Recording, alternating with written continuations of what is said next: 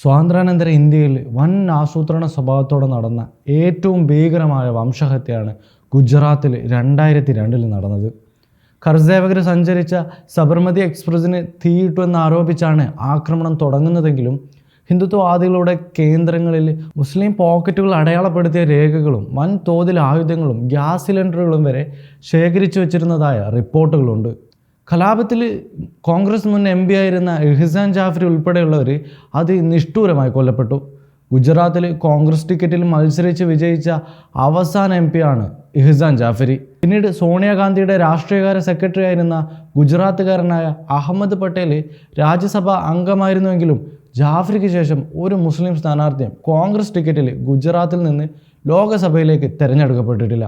വംശഹത്യയിൽ ക്രൂരമായി കൊല ചെയ്യപ്പെട്ട ഏറ്റവും മുതിർന്ന കോൺഗ്രസ് നേതാവ് കൂടിയാണ് ഇഹ്സാൻ ജാഫരി. 2002 ഫെബ്രുവരി 28 വംശഹത്യക്കിടെ ഹിന്ദുത്വ ആൾക്കൂട്ടത്തെ ഭയന്ന് അഹമ്മദാബാദ് നഗരിയോട് ചേർന്നുള്ള ഗുൽബർഗ് ഹൗസിംഗ് സൊസൈറ്റിയിൽ അഭയം തേടിയ 70ഓളം പേരെയാണ് ഹിന്ദുത്വ ആക്രമിക്കൂട്ടം കൊലപ്പെടുത്തിയത്. എന്നാൽ ഇഹ്സാൻ ജാഫരിയെ പിന്നീട് കോൺഗ്രസ് മറക്കുകയായിരുന്നു. അദ്ദേഹത്തിൻ്റെ നീതിക്ക് വേണ്ടി ഗുജറാത്തിലെ വിചാരണ കോടതി മുതൽ സുപ്രീം കോടതി വരെ നിയമയുദ്ധം ചെയ്ത വിധവ സാക്കിയ ജാഫരിക്കും കോൺഗ്രസ് കാര്യമായ പിന്തുണ നൽകിയില്ല. സാക്കിയ ജാഫരിയുടെ മരണശേഷമുള്ള ഇഹ്സാൻ ജാഫരിയുടെ ആദ്യ ചരമവാർഷിക ദിനം കൂടിയായിരുന്നു ഇന്നലെ. കേരള മുഖ്യമന്ത്രി പിണറായി വിജയൻ പങ്കുവച്ച ഇഹ്സാൻ ജാഫരി അനുസ്മരണ കുറിപ്പോടെ ജാഫരിയെ മറന്ന കോൺഗ്രസിന്റെ നടപടി വ്യാപകമായി വിമർശനത്തിനും കാരണമായി. ഇക്കാര്യം ചർച്ചയായതോടെ യൂത്ത് കോൺഗ്രസ് സംസ്ഥാന പ്രസിഡന്റ് രാഹുൽ മാങ്കൂട്ടത്തിൽ ജാഫരി അനുസ്മരിച്ച് പോസ്റ്റ് പങ്കുവച്ചു. സംഘപരിവാറാണ് ജാഫരിയെ കൊലപ്പെടുത്തിയതെന്ന് കൃത്യമായി പറഞ്ഞ രാഹുലിൻ്റെ പോസ്റ്റിൽ പക്ഷേ ഇഹ്സാൻ ജാഫരിയുടെ പേര് 2ലധികം തവണ തെറ്റായി വന്നു.